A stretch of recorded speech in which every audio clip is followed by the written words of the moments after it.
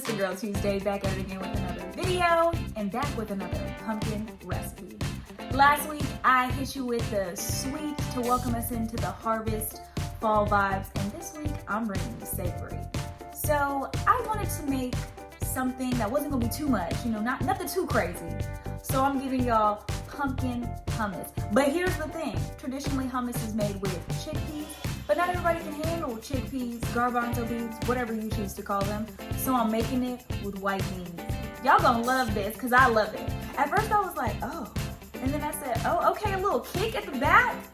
Y'all, this pumpkin hummus is everything. It's certified poppin'. So if you want to see how I made it, just keep watching. But you already know, before you go, don't forget to like, comment, share, and subscribe, and I'll see y'all next time.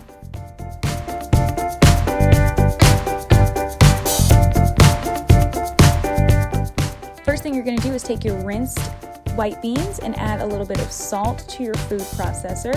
And then we're going to go in with some ground cumin, followed by some paprika. Got a little bit of some cinnamon, nutmeg, and some cayenne. To that we'll add some lemon juice. And now we're going in with our pumpkin puree. And again, this is unsweet. Now we're adding our tahini, which gives it that hummus flavor and texture. And now that I've got all of my ingredients in, I'm gonna put the lid on the food processor and give everything a good whirl. So let's just do a consistency check. Gonna take it out and I'm gonna show you guys what it's looking like.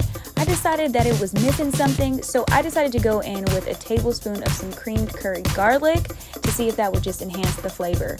My next test taste told me that I needed to add some crushed red pepper to it, and then I put it in for that final blend before I plated it up with some pita chips. Be sure to let me know what you guys think in the comment section below.